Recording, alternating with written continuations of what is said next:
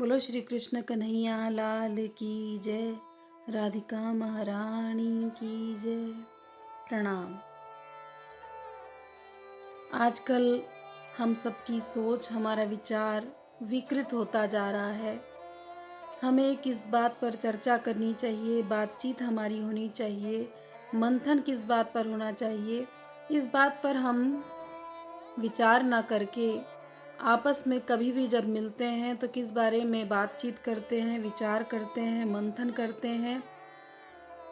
जैसे ही सामने मिले तो आपका वजन तो कम हो गया, आपका वजन पहले से बढ़ गया, आपका रूप ऐसा हो गया, रंग ऐसा हो गया।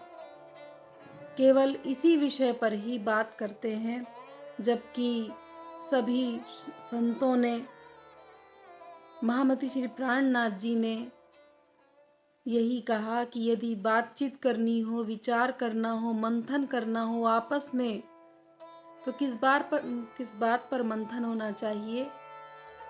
भजन पर, ना कि वजन पर, कि कौन कितना भजन कर रहा है, हम भजन में कहाँ तक आगे बढ़ रहे हैं, किस विषय पर, किसी भी चौपाई को लेकर के हम उस पर मंथन करें। एक चरण लेकर के चौपाई का, कि वाणी में श्री प्राणनाथ जी ने क्या कहा, अथवा भागवत का कोई श्लोक लेकर के उस पर मंथन करें कि इस श्लोक में क्या कहा गया, क्या इसमें रहस्य छुपा है।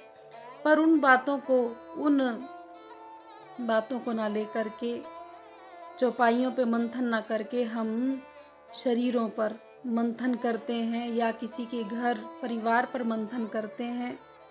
जबकि सभी हम जानते हैं कि 5 तत्वों का शरीर है, तो कोई भी कारण से, बीमारी से या किसी भी कारण से कोई पतला, मोटा, कोई लंबा या कोई छोटा हो सकता है। पर फिर भी इसी को ही चर्चा का और इंटरेस्टिंग सब्जेक्ट मान करके इसी पर ही हम इंटरेस्ट दिखाते हैं, इसी विषय पर चर्चा कर करके अपना भी और दूसरे का भी समय हम नष्ट करते हैं।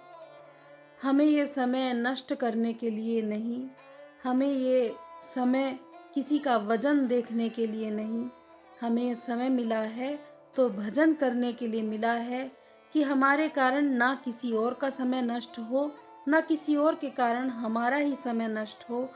हमें इस बात का ध्यान रखते हुए अपने विचार को, अपनी सोच को विकृत ना करके अपने अंदर बदलाव लाना है और भजन पर ध्यान देना है। प्रणाम।